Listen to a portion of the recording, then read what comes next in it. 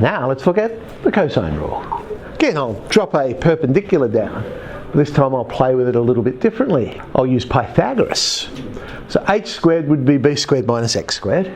And then using the other triangle, we'll get c squared is h squared plus a minus x squared. Again, the h squareds must be the same. So if I substitute in, I get this relationship. Oh, hang on, I've got x's in there. Well, so it's b squared plus a squared minus 2ax. But hang on, x over b, that would be the cosine of c. Substituting in, we get our cosine rule, which is basically Pythagoras' theorem. The only difference is in Pythagoras' theorem, that angle would be 90 degrees and the cosine of 90 is 0.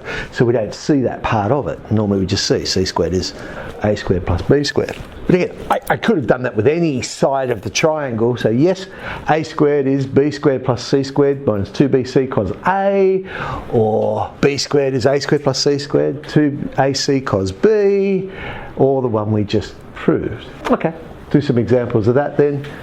Well, t is one we want to find, so this one's good when we know two sides and the included angle, similar to that area of a triangle idea. We want to find the other side. Subbing in, there we go. Now be careful with this. I see it happen a lot where people just write down the answer for t squared and forget, oh hang on, we've got to find the square root of all that. So just make sure we are doing that. And again, does the answer make sense? If I had not found the square root, I would have ended up with an answer of 64. Well, I suppose you could have a side of 3, a side of 7 and a side of 64. Geez, I'd be expecting a much bigger angle though than 98 degrees if that was the case. Want to find the angle? If you start with the rule, then rearrange it, you'll end up with this. Now some people just prefer to remember it straight. That if I'm finding an angle, I'll go straight to the cosine of the angle is that one. And that's fine if you want to do it that way as well. Whichever way, substitute it. We get our angle, but the nice thing about the cosine rule is it will find obtuse angles. 140 degrees, 33. Well, what about this one? Can't really use the sine rule to find b, because I've only got one angle. The cosine rule, wow, it was two sides and an included angle. I don't have an included angle. But we can still use the cosine rule for something like this. There's the cosine rule. If I sub in, it's just that what I want to find is not the subject of the formula straight away. But I can always rearrange this. And if I rearrange it, I end up with a quadratic equation. And so b will be negative b plus or minus the square root, etc., etc. We get two possibilities though. Now which one is it? Well, without more information, I don't know. What this is basically saying is there's actually possibly two triangles you could draw with these features. If you had a side of 7, side of 3, that angle being 25, there's actually two different ways you could create that triangle. So unless they told me more information, then I can't really narrow it down. So I'd say, oh well, it's got to be one of these two things. What about a three-dimensional problem? Okay, so this one comes from quite an old HSC now. So David's in a life raft. Here he is down here. And Anna's in this huge cabin cruiser over there. And she's looking for him. But fortunately they're in contact with their mobile phones. And David tells Anna that she's spelled her name wrong. What? What's happened there? Anyway, he can see Mount Hope. So they looked up Mount Hope, and wow, actually what's really good is Anna goes, oh, I can see Mount Hope as well. Fortunately, they both happen to have like theodolites or something to measure the angle, and one's worked out, oh look, the angle of elevation for me is 16 degrees. That's why the angle of elevation for me is 23 degrees. And they can work out their bearings as well. How lucky are they? And they also happen to know that Mount Hope is 1,500 metres above sea level. I love these practical questions in the real world. Find the distance and the bearing of the life raft so Anna can go and pick up David.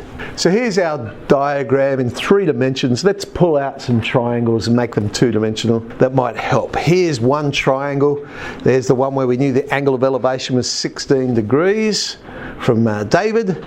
There's the one for Anna. We've got that one. We know something about the bearings, so let's have a look at that. David is there. It was a bearing of 109 degrees, and Anna's bearing 139 degrees. Okay, we can complete that. We've now got another triangle. And we are trying to find the bearings, that's what I've marked in there with theta, and the distance, how far away. They're the two bits of information we want to find so we can go and rescue David. What can we use? Well, we know that BD over 1500, that's got to be tan 74. And similarly, we'd get AB as 1500 tan 67. And by the way, when you are solving these problems, it's okay to do something like that. Like, essentially, it's the same calculation. It's just that numbers changed or the letters have changed. Then fine, I can just say, well, similarly, I'd get this answer for AB. Let's put those in our diagram. So there they are. Okay, so what have we got? We need some angles in that triangle. Well, if I draw another perpendicular over here at B, I can do some geometry now. I know that these two angles must equal 180 co-interior angles.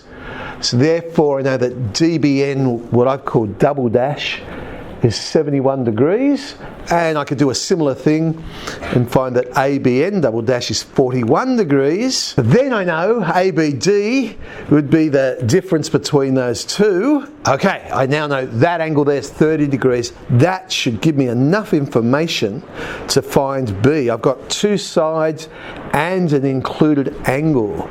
Let's go and find it using our cosine rule. So subbing in, B squared is all of that. To the calculations, square root of, to the nearest metre, 2,799. Okay, we know how far apart they are. Now we have to find theta. Okay, well, we know the bearing's 139. If I can find angle BAD, add it on, we'll have theta. That'll work. Sine rule will now work because we now know the value of B. So we should be able to use the sine rule on this question to find that angle. And when you're doing that, use your calculator answer. Don't use the approximation. There might be some rounding error if you use your approximation for this.